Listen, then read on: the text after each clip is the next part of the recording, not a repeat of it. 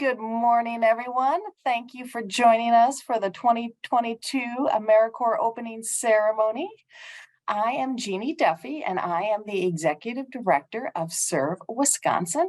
And on behalf of the entire Serve Wisconsin team, I would like to welcome you today. I'm sorry, once again, we're in Zoom. Hopefully we will be in person again sometime this year where we can all be together. But just a brief introduction, Serve Wisconsin is the state commission for national and community service. We promote service, provide training, and allocate funding to programs that enrich the lives and communities through service and volunteerism. We achieve this mission primarily through our work with AmeriCorps programs and AmeriCorps members throughout the state of Wisconsin. Opening ceremony always brings back great memories of my years of service. My first year of service was 33 years ago, and perhaps most of you were not even born. Thoughts like that make me realize I am an old person, and as an old person, I feel free to give advice.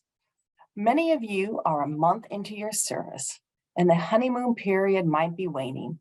You might be worrying that this might all be a colossal mistake, but I'm here to tell you it was not a mistake. It might not be easy, but it is not a mistake. It will not be easy because you are here to make a difference in the world.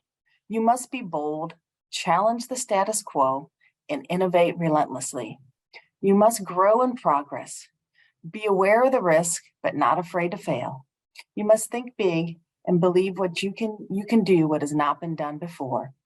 Your success as an AmeriCorps member requires embracing the purpose of your service, and that change and development are worthy challenges and personal responsibilities. It will not all be hard. You will have fun and make lifelong friends that will support you throughout this year of service and beyond. I cannot imagine what I would be doing if I hadn't completed my first year of service. My years of service are the foundation of my adult life. The friends and careers service has provided me are invaluable. And I believe in 33 years, you too will be echoing the same sentiments. In our brief time today, you will have the opportunity to get to know AmeriCorps members from across the state. And now to help you make those connections, I would like to introduce and thank Kyle Clower of Serve Wisconsin, who organized this great event. Kyle will lead us in our first activity. Good morning, everybody. My name is Kyle Clower, and I'm going to go ahead and share the screen of what we're going to be doing. And the first thing we're going to be doing is we are going to be moving into breakout rooms to go over a few different things. And so during the first part, we'll be in breakout rooms a few times during opening ceremony. The first one, you're going to introduce yourself to the group, tell them a little about where you're serving and what you're doing, and then try to find 5 things you all have in common and record those down. And then try to have someone take a picture of you as a screenshot and then paste it. I'm going to share with everyone in the chat a link to some different Jamboards where you'll write stuff down and record everything. And I'll put that in the chat now. And then if you just pay attention to what group you're in, and then just open the Jamboard for your group that's in this folder, and I'll get ready to send you into groups in just a second. So here is that link, and so we're going to do those together. We'll come back into these groups a few more times during our keynote and during another activity. And so I'll send you the group. So if you want to make sure you open up that link, you'll have about 15 minutes. We'll come back around 10:22 to do these. So I'll give everyone a thing about a few minutes left. So I'm going to send you to your rooms. Welcome back, everybody. So I hope you had a good time visiting and meeting some folks from throughout the state.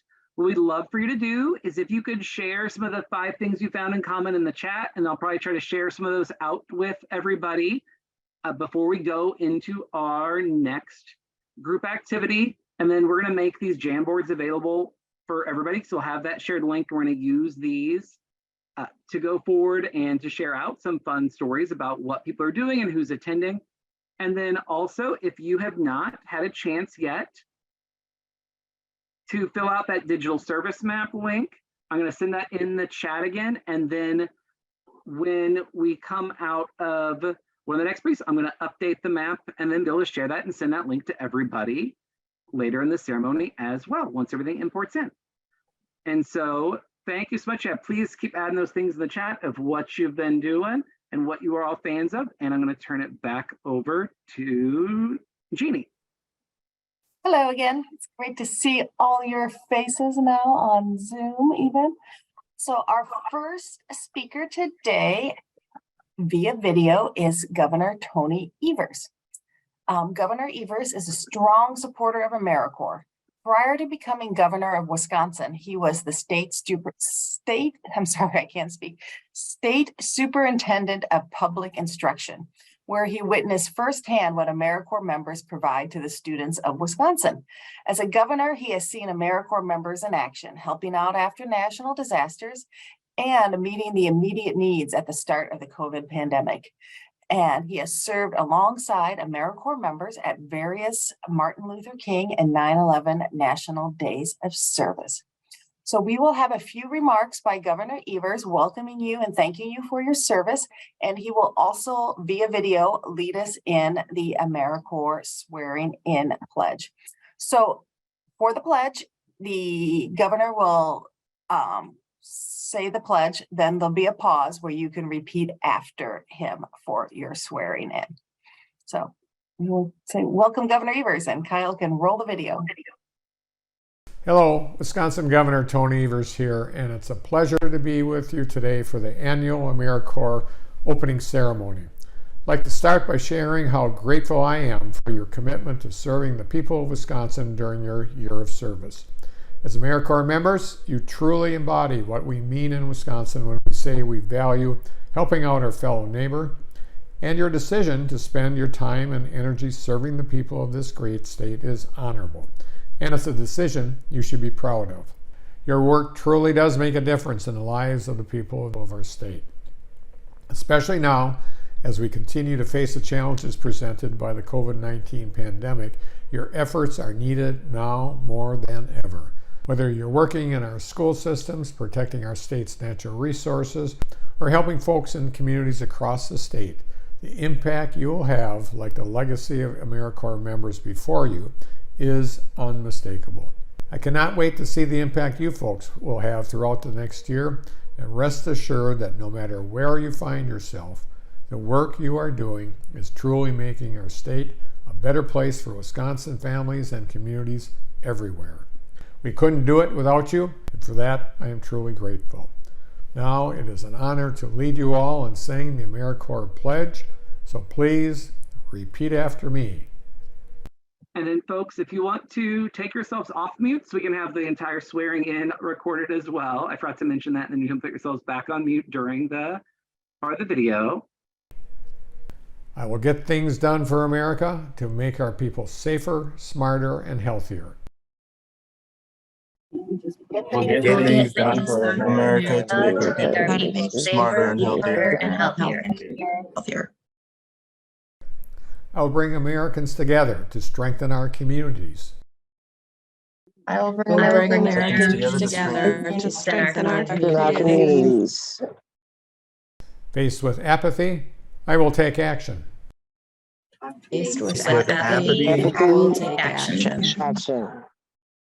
Faced with conflict, I will seek common ground. Faced with conflict, I will seek common ground. Faced with adversity, I will persevere. Faced with adversity, I will persevere. I will carry this commitment with me this year and beyond. I will carry this commitment with me this year and beyond. I am an AmeriCorps member, and I will get things done. I am an AmeriCorps member, and I will get things done. Thank you, everyone, and I wish you all a successful year of learning and growth as you serve Wisconsinites all across the state, hopefully inspiring others along the way. Thank you, and good luck.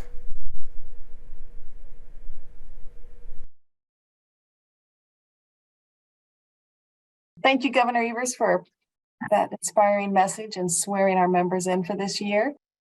Hopefully he will be with us sometime in person in the coming year. But now I would like to introduce our keynote speaker, Jeremy Triplett. Jeremy is a consultant and national trainer for business professionals on youth development, staff management, and human relations.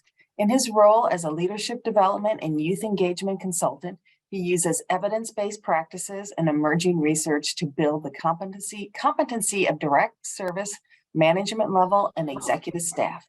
He is also a proud AmeriCorps alumnus of Public Allies, and as such is the ideal motivational speaker as he understands the joys and challenges of AmeriCorps service. Welcome, Jeremy.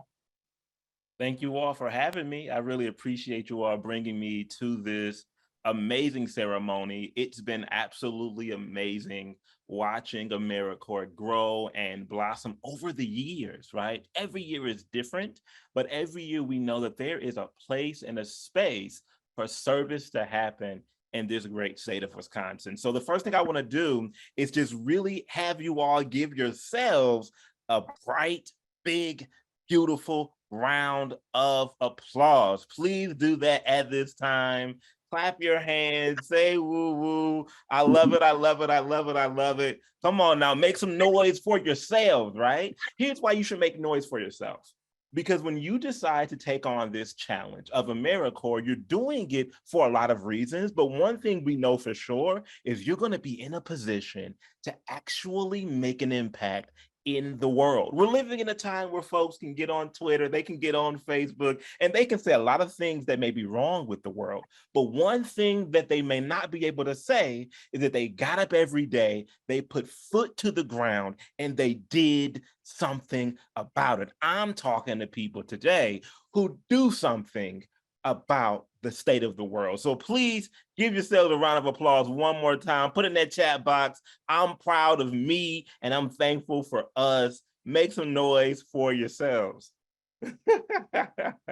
This is awesome, you all. So listen, I'm Jeremy Triplett, national trainer, and I have been a part of the AmeriCorps family since I actually got out of it or became an alumni. And this morning, I'm going to share a familiar keynote with you all that I've been sharing for the last couple of years around the country, really to inspire you to take action and to keep on taking action. And remember how that can be done in a way that is equitable, right? And so I want to continue that conversation with you all. I want you to continuously be proud of yourselves and continuously do that work. The first thing I want to mention is I will be showing a PowerPoint. So I'll briefly become the host once I get that capability. Once I'm the host, I can share that PowerPoint. And in that PowerPoint, I'm going to give you all a chance really to engage as well. So if you know me well, you know that this keynote particularly is one that is about engagement. And I want to make sure you all have a great chance to do so. The first thing I'll mention is that it's called Using Radical Imagination to Build Brave Spaces for Equitable Change. Radical imagination to build brave spaces for equitable change. All right, that's the conversation today. Somebody may be asking Jeremy, why in the world did you name it such a long name, right? Well, I want you to understand that when we talk about radical imagination, the word radical actually in its root, it actually comes from the root word root, R-O-O-T. That is the root of the word radical, right? And what it means is to go down to the root of something and pull it up. Okay. And the reason why that's critical for us to understand is because today we talk about radical in the way that means being bold. Today we talk about being radical in the way that means standing out, right? Or challenging the status quo. But when we understand that radicalism begins with getting to the root of a problem, then we better have an idea of what it means to be bold. You see, bold people don't just scream or hold up signs or hold folks accountable. Bold people are willing to get to the root of the issue so that we can be radical about the change we want to see, right? When we talk about the word imagination, it comes from the root word imagine, right? And image is that root word. And all it means at its root is that you should be able to see yourself, right? And so when you talk about radical imagination, what you're really saying is, how do I get to the root of the issue? And you're beginning with yourself. Oh man, there's a lot of people being like, this ain't right, and this ain't right, and this ain't right, right? A lot of folks who want to solve issues and problems. But how many of y'all know when you go out into this community, you bring you with you? There's only one person in this world you can't escape, right? And that's you. You're everywhere you are. Listen, if you haven't done it in a while, get up, look yourself in the mirror, wipe your face and smile. You're going to be with you for the rest of your life, right? You're going to bring you to every space you're in. And so if you want to really be radical, if you really want to change the world, there's a quote that says it begins with you. You have to become the change you want to see in the world, right? And so when we talk about radical imagination, that's going to be our foundation to build brave spaces, not safe spaces, brave spaces. Spaces where folks can show up radically. Spaces where folks can show up honestly. You see, I've learned over the years that bravery is not a feeling, but a choice. You choose to act brave despite being afraid, despite having pushback, despite life's challenges. Bravery says, I'm going to step right on into it, even though there's a lot of things going on, even though I can't control some things. Brave spaces are spaces where folks say, listen, let's choose to show up authentically, knowing there is a possibility somebody could judge, knowing that there's a possibility that somebody may misunderstand. But only when we're able to look at ourselves and get to the root of the issue in us and our communities, building spaces where folks can be brave enough is when we're going to start seeing equitable change. And I believe that in AmeriCorps, you're going to hear my story too, right? I'm alum of 2009, 2010 here. And I remember that was one of the hardest years of my life. Welcome to the club. And the reason why it was so difficult was because I didn't understand that I was going to go through a process that required me to take a look at myself, pull up the roots in me that created an equitable world, and be brave in spaces where I was sometimes the only one with my own identity. And so this journey that we're all on together, what I love about it today is that you're speaking to someone who is very much aware of the journey that you're on today. Let's begin like this. I want to tell you all some of those opportunities that shaped me.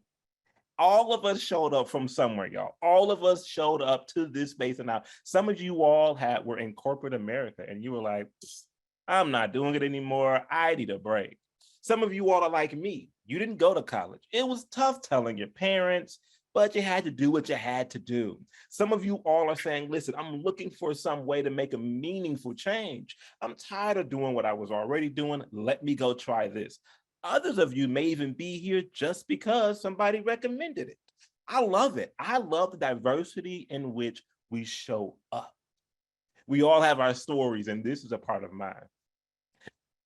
Don't rib me, but this is baby Jeremy. You see the big ears, okay? All right. And this is me. Look at him. He has a nice part in his hair and everything, okay? I went to Francis Storms Discovery Learning Center. I don't know if you all ever heard of that school before. Small school on 25th and Brown, Milwaukee, Wisconsin.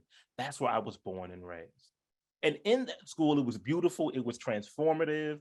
It was like an oasis of creativity. I have fond memories of it. One of my best memories in school, I don't know if you all have ever done this before, but it was being a part of forensics. If you've ever done forensics, put it in the chat box, wave your hand. I need to know, am I the only one in this room who's ever done forensics? Let me know if I got any other forensics folks in the room. Come on now, come on now. I used to go all across the state, so I know I got at least one or two people in here who we went to your school to do forensics at, right? Beautiful. Oh, wow. Wow, state champion Matthew Lewis, get out of here. I'm also a state champ, Matt. We're gonna get into it. Let's go. We should have a wait, Matthew. What did you do for state championship? I did poetry.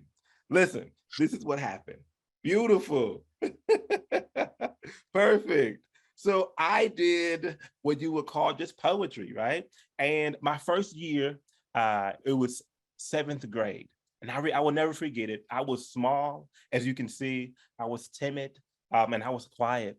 And I remember being in school, just really trying to get by, looking to stay under the radar. Many people are. I'll tell you one thing. Great leaders are folks who are also under the radar. Don't underestimate someone who's quiet. Never underestimate someone who's timid. You never know what's in them until you help them pull it out of them. And that's what happened to me. Fresh 7th grade, I go into forensics. My teacher looked at me in the crowd and she said, "You're gonna do forensics." See, this is back in the day when other folks can tell your children what to do and your parents be like, okay. So my parents was like, okay, he's gonna do forensics. That's what Miss Ferguson said. And so Miss Ferguson said, here, find a poem and do forensics, do some poetry. We're gonna start a team. My first year is 7th grade and I suck. Oh my gosh. Somebody say failure is necessary, please. I didn't know this in 7th grade, but listen, it was a bad day, okay? It was a bad year. And it gotten to the point where I started to be really bad at it on purpose. Anybody ever do that before? Your parents tell you to do your chores and you really do it terribly so that they don't tell you to do it again. You ever try to get out of something by doing it terribly? Well, that's what that was my strategy, right? That was my strategic plan, was to get out of it by sucking at it. And boy, did I. But I didn't know this. 8th grade year, that same teacher, Miss Ferguson, would eventually say, "Hey, Jeremy, you didn't do good last year. And that's the reason why I want you to do it again this year." It blew my mind that somebody would come to me after I sucked on purpose and tell me to do it again. And that's the reason why I should do it again. Let me tell you something. Many times you're going to make decisions and you're going to be a part of projects and you're going to be doing things in the world and you're going to be bad at it. I want to challenge you the same way Ms. Ferguson challenged me. I want to challenge you to get good at it. Say it again. Somebody say, put it in the chat box. Put it in the chat box, get good at it. I want to challenge you to get good at it. Whatever the thing is that makes you afraid, whatever the thing is that challenges you, whatever the thing is that stresses you out, whatever it is, and you're looking at it and you're procrastinating and you're waiting too long, I want you to put in the chat box, get good at it. Get good at the very thing you look at yourself and go, I'm nervous, I'm afraid, I'm underqualified, I can't do it. Nope. I want you to wipe that out of your mind. Acting in bravery is choosing to be good at something despite the fact that you failed the first time. Oh man, now we're having a good conversation, y'all. I'm feeling it. Somebody put in the chat box, get good at it. So she sits me down. Here's what she does. She sits me down.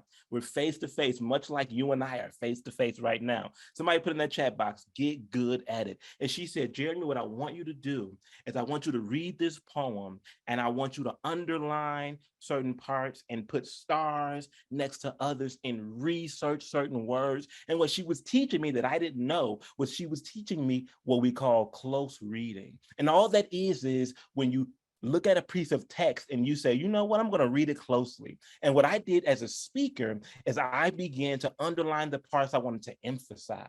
I put little arrows next to the parts I wanted to say slowly. I put a circle around the things I wanted to research to get a better understanding. That really taught me how to look at a piece of paper, look at some words on a piece of paper and understand it better, a key component that would shape the rest of my life. Then she said something even more powerful. She says, I want you to repeat after me. She would read a line in the poem, and then I would read it back to her the same way. She would read a stanza, and then I would read a stanza as well. And it got to the point where, because I was echoing what she was doing, learning from her strategy and her way of speaking, I began to speak the same way.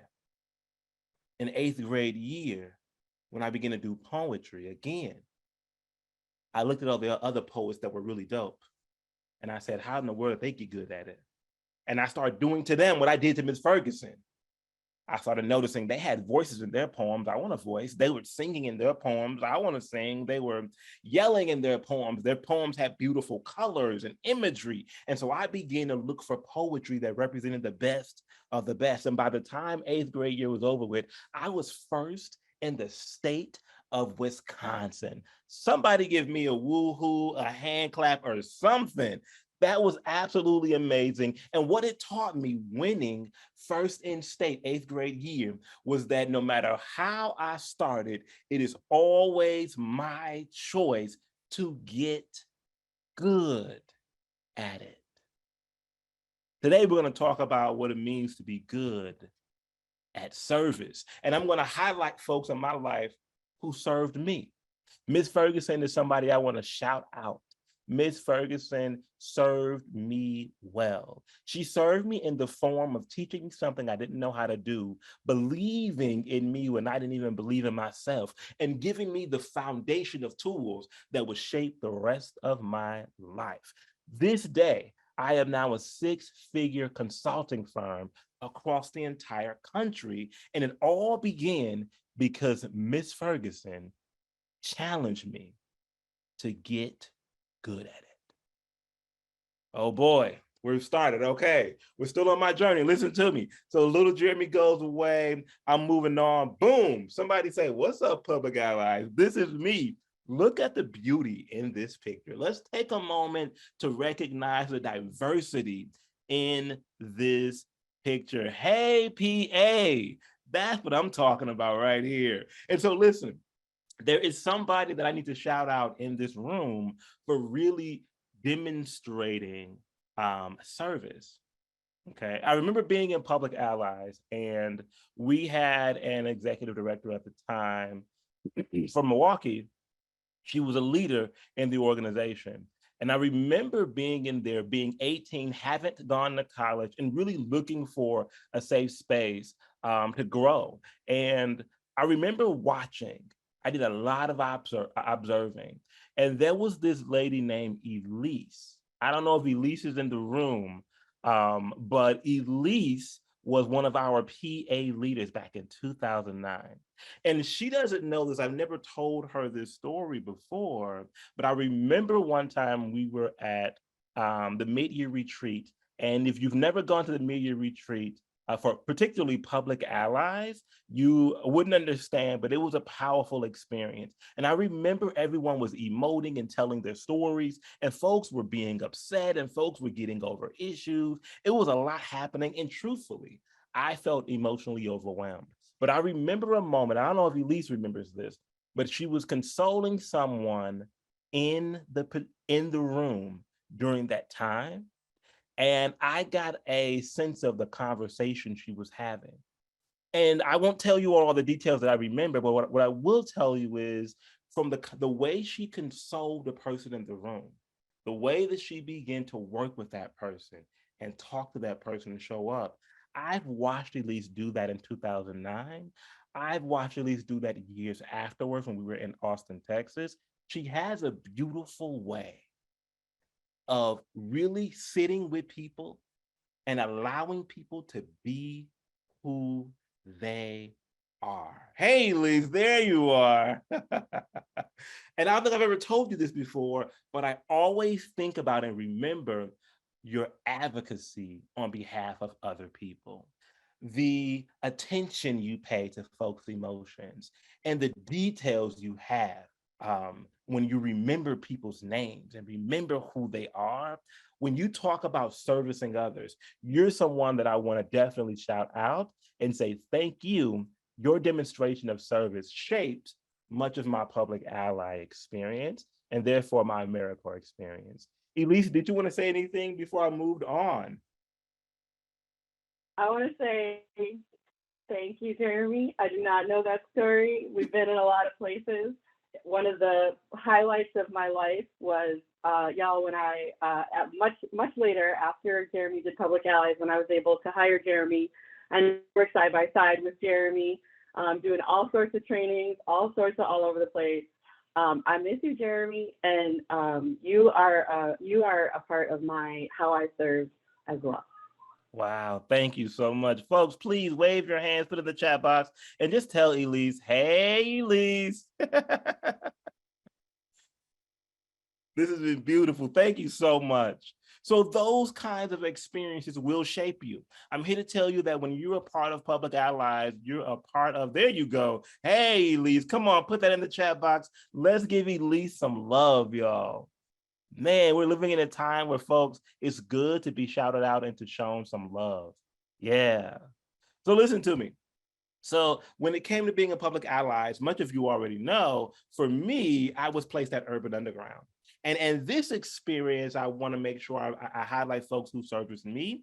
And a part of the people who served with me were folks Reggie Moore and Charlene Moore, right? I remember being a part of Urban Underground, and we went to the youth retreat at the beginning of that program. And as a member, I looked at them and I said, I don't know what y'all doing, but I got to work here one day. This is amazing, right? I was looking at the atmosphere and I'm just like, what is this? I've never experienced it before. So lo and behold, I go through the program and they look at me one day and they say, hey, Jeremy, how would you like to be a part of Public Allies and hopefully be placed at Urban Underground? When I tell you it was like winning another award, I couldn't believe it. This program that shaped me in so many ways is allowing me to contribute to shaping other young people. That was amazing. Now listen to me. I don't know if you all have ever done this before, but have you ever had to recruit young people to be a part of a program during their lunch hour? I don't think you have. No, rightfully so. I wouldn't recommend it. Oh, I was so nervous and scared. Could you imagine walking into a lunch hour full of 13, 14, 15, and 16-year-olds? When I tell you we used to go shopping just to dress well, because I don't want nobody talking about me in the lunch hour, okay? It was loud, it was rambunctious, it was full of youthful energy. And I remember we had to go to the table and we tell them, hey, listen, I'm a part of Urban Underground, and we'd ask them who here is a leader. Right. And everybody would raise their hand and they would say, I'm a leader, I'm a leader, I'm a leader, I'm a leader. And then we would say, hey, listen, if you're a leader, tell me how you know. And eventually we get to the part of the conversation where we'd say, listen, if you really want to lead, a part of leadership means leading others in your community. And we recruited hundreds of young people to apply. And we began at the retreat where we walked them through a process to remind them, number one, of their history, and number two, of their responsibility. One of the things I can tell you for certain is that serving others automatically helps you live out your best self. If you want to become the best version of you, serve others. If you want to realize your greatest ideas or even leave an impact beyond you could think something you could ever imagine, serve others. Urban Underground and serving those young people was an experience that I loved because it taught me the true essence of service. Then I went on to do the Center for Youth Engagement, where we begin to work with organizations across the county of Milwaukee, and we help them better improve their programs. I did the Public Policy Institute. This is where Elise and I worked together when she hired me, and we did a great work around prevention and making sure our community had its basic needs. And then I've continued that work at Milwaukee County, where now, and in addition to being able to consult, I also do work around prevention and helping our community, identifying very vulnerable places and spaces that need resources and doing that work to get those resources to them, okay? And so these are my journeys. This has been an amazing journey for me. And I say that because, and I share this with you because Public Allies and AmeriCorps began that service for me. And so I've been able to make a career out of doing this work. And it began with the folks who first began serving me. All right. So thank you all. Thank you all. Thank you all. Now let's get into what I want to do with you all for a brief moment here is share really a story with you and my keynote. And I want to just do that briefly with you, and then we'll have some breakout rooms. Okay. So this is me. In Urban Underground. This is during my PA year. Does anybody know where I am?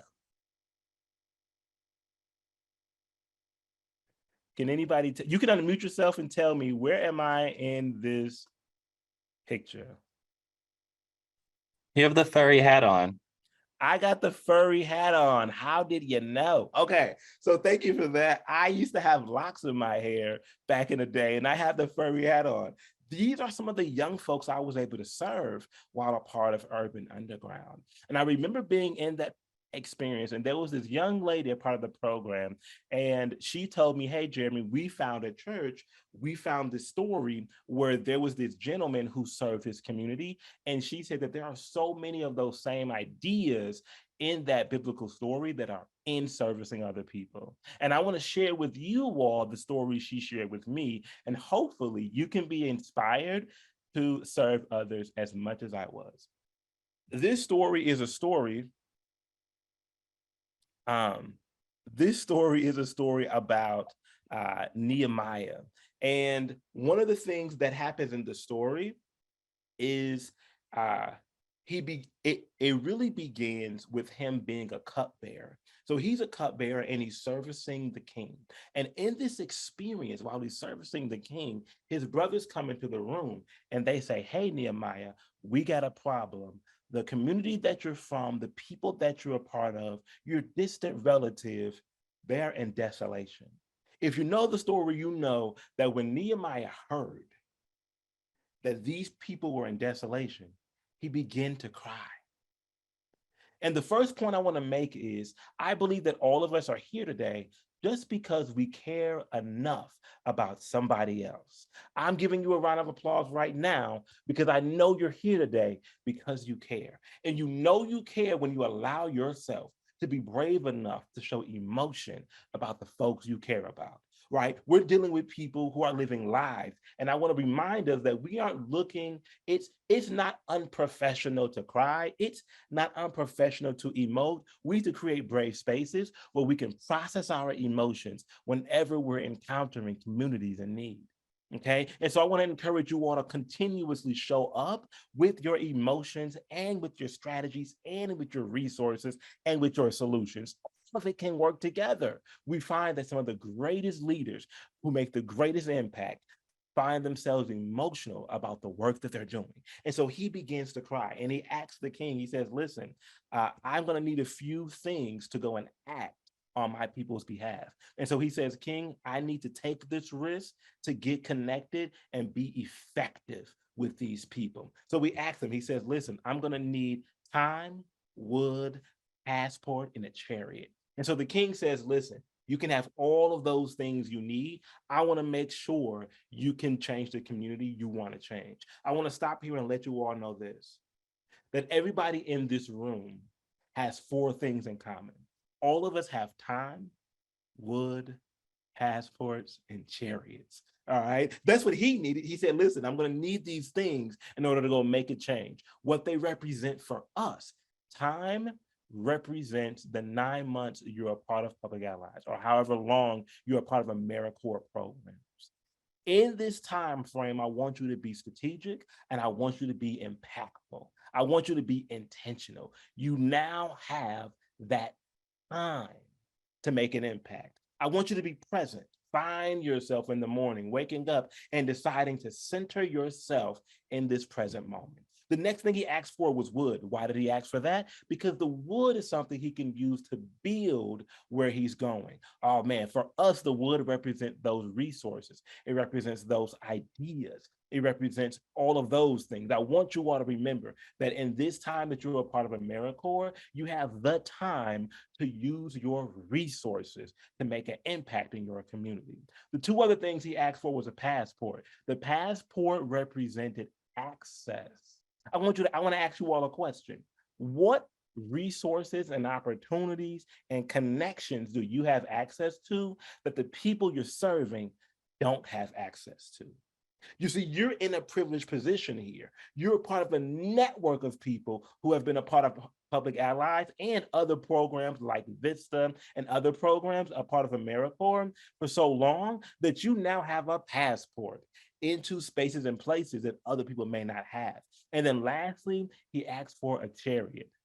His chariot got him to where he was. Your chariot is the place that you're placed in. Wherever you are doing your work, that represents your chariot.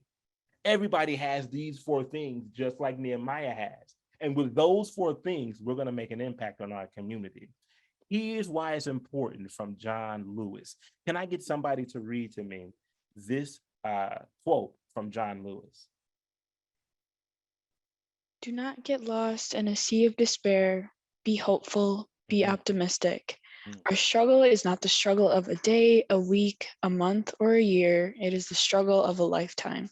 Never ever be afraid to make some noise and get in good trouble, necessary trouble. Beautiful. Thank you so much for reading. Somebody, can I have somebody tell me, what do they appreciate about this quote from John Lewis? Appreciate the idea that trouble isn't always bad and it's not always something you got to avoid.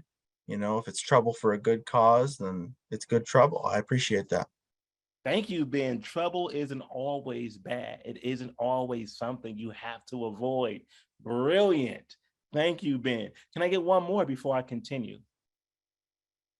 Yes, this is the Costa Martin, Iowa Public Allies. I really appreciated it's the struggle of a lifetime part, because it's definitely a lifetime struggle, but it's a good struggle. That's beautiful. Thank you. Thank you. So listen, when we talk about getting into good trouble and we talk about a struggle of a lifetime, beautifully said, right?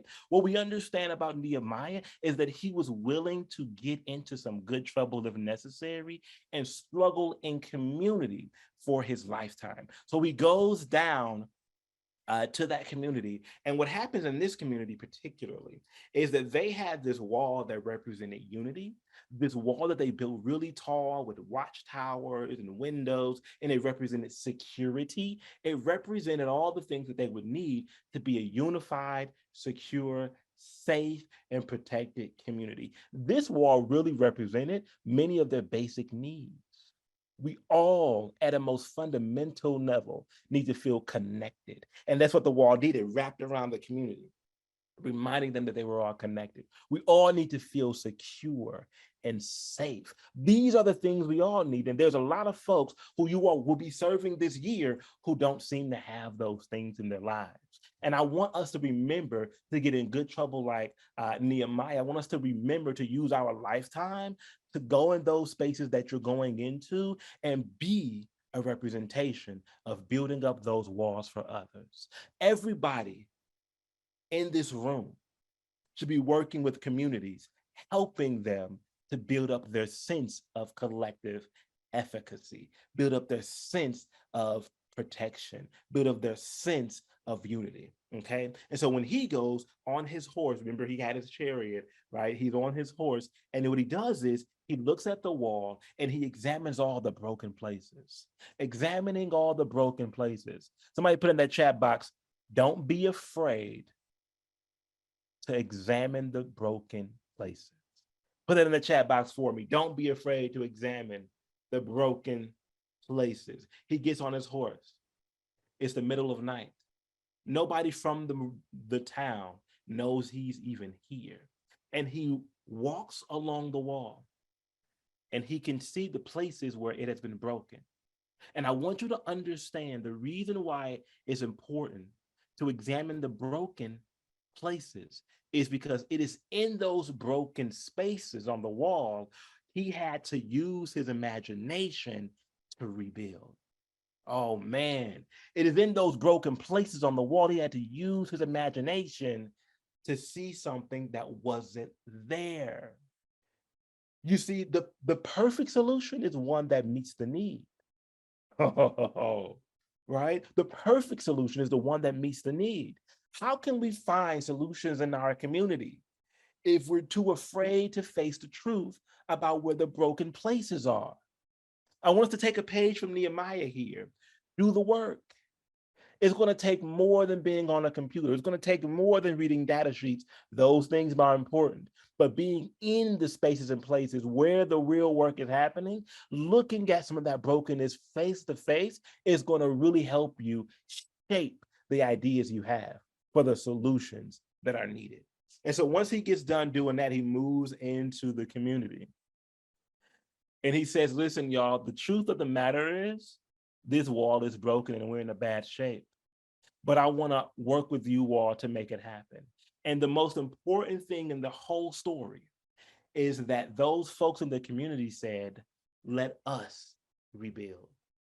We're not talking about a savior complex here.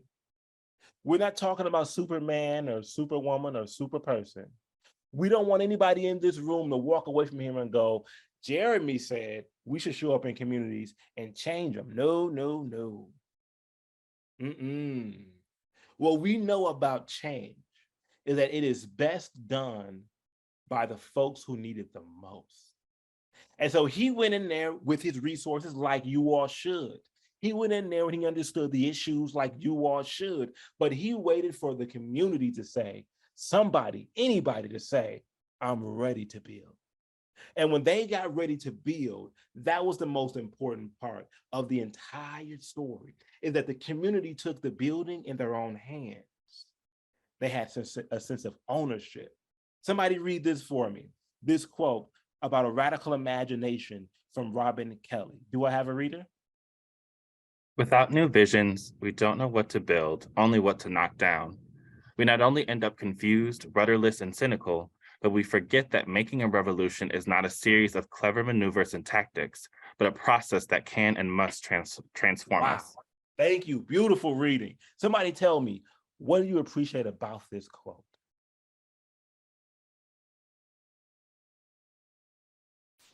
It reminds me of when I was serving as a public ally and we kept getting told to trust the process.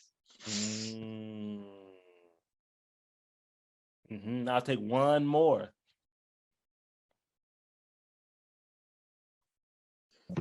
I like that. Oh, go ahead. Both of you can go one at a time. I appreciate that it, shares that like revolution's not just about destruction and getting rid of broken things, but how to create new things and new systems that work for all of us. Yes. Not just about brokenness, but about creating something new. I'll take our last comment. I like the part where it says without new vision. It kind of shows that if there wasn't forward thinking, we would be looking into the past and we'd still be making the same mistakes that we did a long time ago. Come on now, that's beautiful. Yes, and that's what Nehemiah demonstrates here. He gets on the ground, he's doing the work, he's honest about the issues, but he's doing the solutions in community. And when we do it in community, that's where the new vision begins. I got a vision for the world, and when I connect with you, your vision for the world informs mine. And when we connect with them, their vision of the world informs ours. And when we get done, the small vision I had becomes a beautiful, big, boisterous vision that all of us can share in. That new vision is done in community. So they start building, everybody on the wall. There's thousands of people deciding that they're going to rebuild their community. And what I love about this story before I end is that, number one, they worked in community. Number two, everybody got in a space on the wall that wasn't duplicating anybody else. They kind of got in their own lane. And when they did so, they also understood which of the gifts they had to give. Some people were good at making bricks. Some folks were good at doing making iron. Some people can bend the iron. Some folks did a lot of different things. All of them brought what they had to give to contribute to the solution. And they got in their own lane. There was no need to duplicate efforts. There was enough broken places to fix where everybody could do their own thing and use their own gifts. I want to encourage us this morning to get in a space in your work where you can contribute your gifts. And it's going to take you to be brave. It's going to take you to go, hey, I know I haven't done this before, but I can volunteer. I know you don't know my name, but I'm here to help you. Maybe you've never seen me do this before, but I'm telling you, I can. Choosing to be a part of the solution means using your gifts and making sure you leave room for other people to do the same. And so they begin to build that wall and build that wall and build that wall. And not only did they build the wall, but they also had to do two things. They had to hold a brick and they had to hold a sword. Because how many of you know that when you're doing good, there's always somebody who's upset about it? How many of you know that when you're trying to change community, there will always be pushback? That when you're servicing, there will always be a circumstance or situation that may discourage you. I want you to understand that the brick that they carried to build the wall represented the forward thinking and the vision, but they also were instructed to hold a sword. And that sword is what they needed to protect their progress. And I want to encourage you all to think about how can I not only build with the brick in my hand, but also use a sword to protect the progress we're making. What is it that we can do to ensure that the impact we're making today can last far beyond us being a part of the AmeriCorps family? That's what the sword represents. The sword represents thinking long term.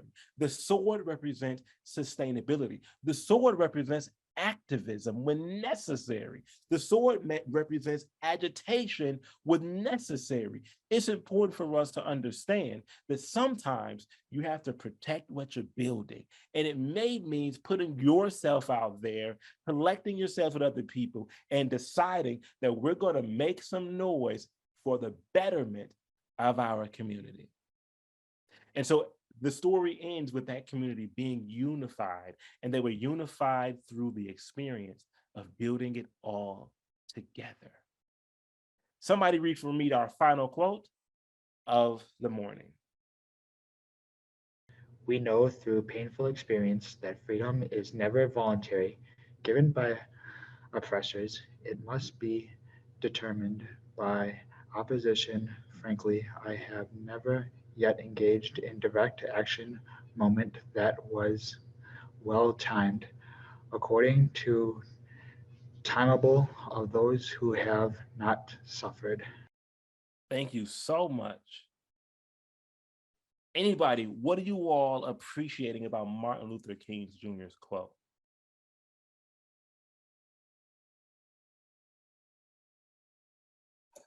Those in power are never going to think it's the right time to make change. Recognizing that being a part of AmeriCorps is a part of being that change. And sometimes folks, when they have power, they don't recognize that it's time to do that now. You all have to hold that mantle and saying, listen, we recognize that you may not think it's time for change, or you may not value service, but we're here, it's time today. With me in this room, with my voice that I have, with the resources that I have, I'm going to make sure that change, that service is also happening as well. Thank you. I'll take a few others. What do we appreciate about this quote?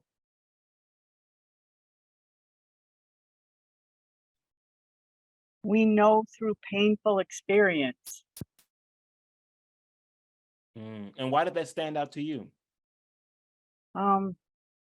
Well, just what it says. We've been through it. We've suffered through it, and we learn from it. And that moves us to action. Beautiful. Thank you. We've had some painful experiences that have moved us to action. I'll take one more. Is there anybody else who want to respond to MLK's quote? I think that there's also a piece about how there's pain without change and there's pain with the change, but at least the pain that you go through with the change leads to something better. So you can sit in the pain that other people are inflicting on you, or you can push against that. Beautiful. You're going to have pain either way. You can choose the purpose of that pain as well. Gorgeously said. Listen, I want to leave you all with this. Rather it be John Lewis or Martin Luther King or Nehemiah or whoever, all of them had to be bolder in order to make change. And so now that you've been a month in, I want to challenge you to think, if I were 10 times bolder, what would I do? If I were 10 times bolder, how would I show up? If I were 10 times bolder, what impact would I really try to make while a part of AmeriCorps? I want to leave you all with that statement to finish. And I want to challenge you to come back to it throughout your AmeriCorps program, especially when things get hard. And I want you to ask yourself, Jeremy, what would it look like if I was 10 times bolder in this moment? What kind of change could I make? Thank you all for your time. I really appreciate you. And I thank you all for being super engaged. I want to turn it back over to Kyle. Thank you. Thank you, Jeremy, for those remarks. We always appreciate you sharing your life story. It is very inspiring, and your metaphors that we can all easily relate to, of needing to have the resources, and we need to have the power, feel empowered to ask for the resources that we need and to understand the access that we do have to make change. Next on the agenda, we have a few announcements of some statewide activities and trainings that we have available for all AmeriCorps members throughout the state. So next up is Matt Brantner. Matt is the Executive Director of the Wisconsin AmeriCorps program, WisCorps, that does conservation work throughout the state. So Matt, please join us to tell us about the Wisconsin AmeriCorps disaster team.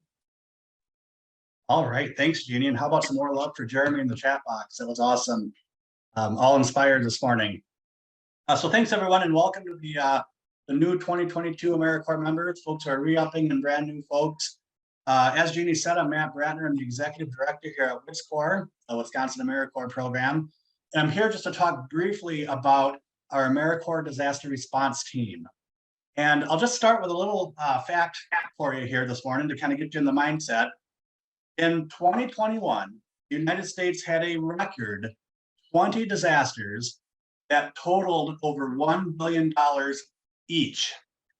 It's not $1 billion total, it's $1 billion each. It was a record-breaking year in 2021 for disasters.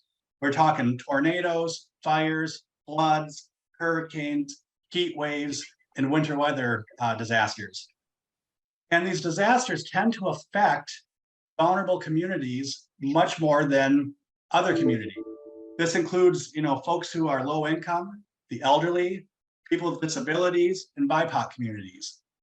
And these are communities that often need some extra support to be able to recover from these types of disasters. Imagine, if you don't have insurance and you get a flood and it destroys your home, you're going to need some help, some support to be able to recover from that. And that's where we come in as AmeriCorps members and program staff in Wisconsin AmeriCorps. Our programs in AmeriCorps have a long-standing history of helping people recover from disasters. I like to call it helping people on their worst day. And what we're doing with the Wisconsin AmeriCorps disaster team is inviting all of you to really become a part of this and learn how to serve your community during a disaster and have the opportunity to serve across the state wherever a disaster hits. For example, we've had tornadoes, we've had floods, we've had derechos in the last 3 years that have affected numerous communities in the state, and AmeriCorps has been able to respond to those. Not to mention a worldwide pandemic that is also a disaster that our programs have responded to. And so what we want to do is invite you all, this is AmeriCorps members and program staff, it's open to all, to our AmeriCorps disaster response team. And what we're going to be doing is monthly training and certification. And so it'll be Zoom calls where you join us once a month to learn about a topic that prepares you to be able to respond in a disaster.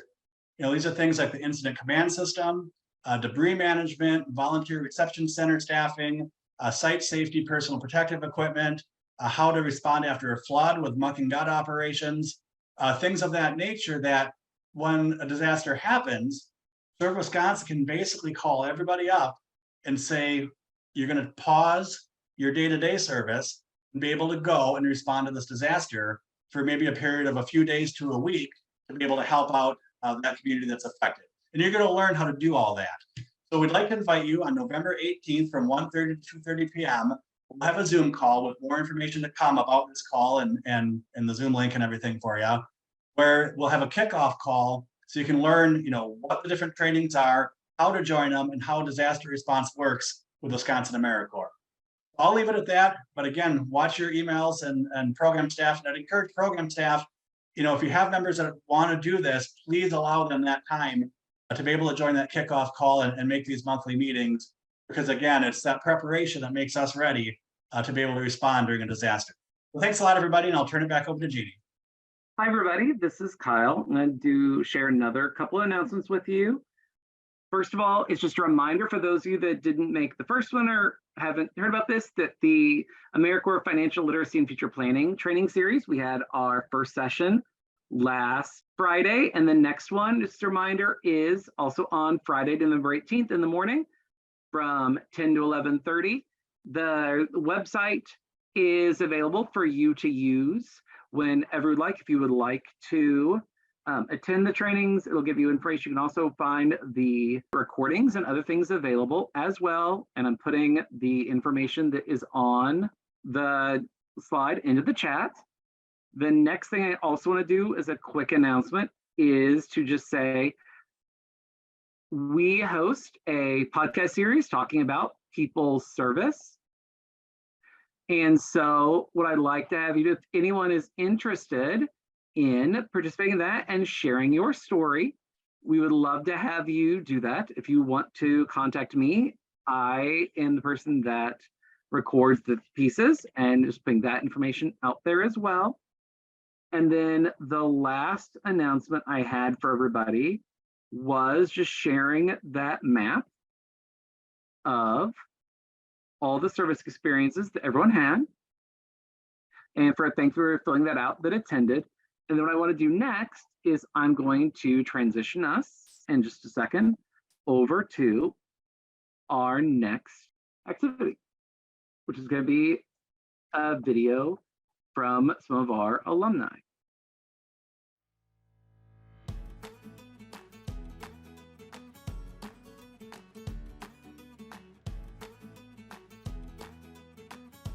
One of my favorite memories was working at the farm to family food distributions, helping hundreds of people get good, nutritious food. My favorite part of my service is just all the people that I met. I'm still in contact with a lot of them. I went back this past weekend and hung out with several of my friends that I met during that time. Keep those connections alive.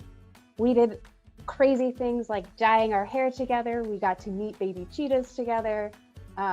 So definitely the people are the best part. My favorite part of my service as an AmeriCorps Farm to School member was conducting a monthly taste test program called Tasty Tuesday for elementary students in the Menominee School District. We would go in once a month and serve them a new fruit or vegetable dressed up as fruits and vegetables in different costumes. I think my favorite costume was the carrot with the big green top, and it was always just so much fun to interact with the students and see them get excited about new fruits and vegetables. I really enjoyed just every day being able to come in, connect with community members, and give them the support they needed to take that next step. So it's just a wonderful experience in that way. When I would come back to a group of students that I had taught in either a previous week or a month, coming back to their classroom and hearing their excitement about a lesson that I had previously taught, and hearing that they were excited and engaged and trying to incorporate things that they had learned in the classroom into their home lives and with their guardians was really, really exciting, and just showing the impact that I was having on these students.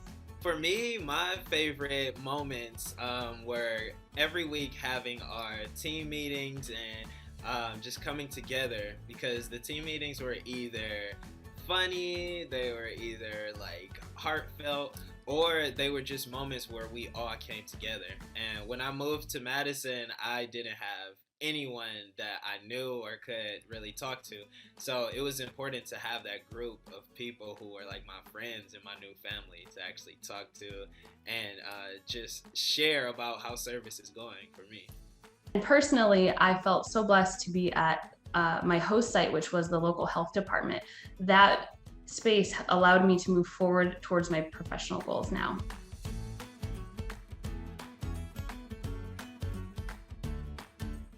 The best advice I can give is just be open-minded and just accept that you don't know everything and that this is a learning experience. You're gonna encounter a lot of situations and a lot of challenges, but embrace them because they're gonna make you into an incredible person who is gonna do amazing things in the work and also after.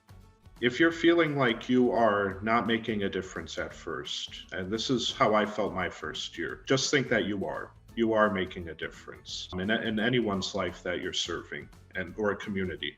And also, if you're struggling with the work that you're doing, just know that you have a good team behind you that you can seek help from.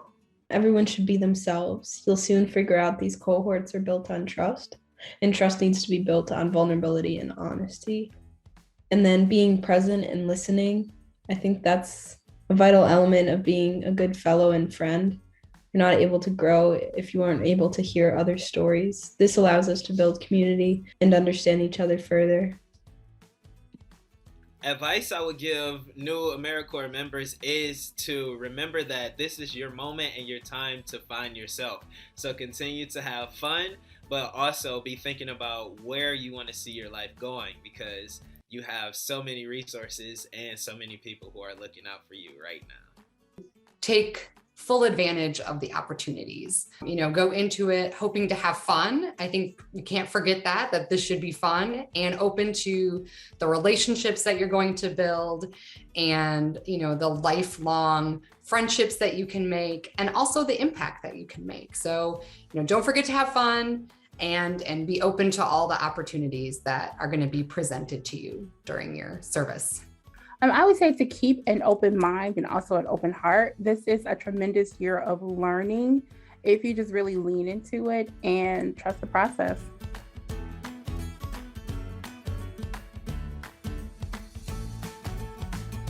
Good luck with service. Yay! Even the little things we do make a difference. Thank you so much for your service, and I hope you have a great year. Congratulations and have so much fun this year. Good luck.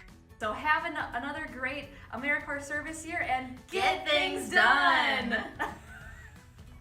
To all you AmeriCorps members, have a great service year, good luck, and enjoy your time. Good luck. Have a great rest of your service year. Well, good luck, everyone. Have a great service term. Be willing to try all of the things, and best of luck. So good luck, everybody, and have a wonderful year. So good luck to all of the AmeriCorps members serving this year. Remember that you are exactly where you should be this year, so make the best of it and have a terrific time. Good luck, everyone, with the 2022 service year. Have fun. Good luck to everyone serving in Wisconsin. You're going to be doing incredible things, and I wish you the best. This is your time. Have fun. See ya. Good luck and have fun.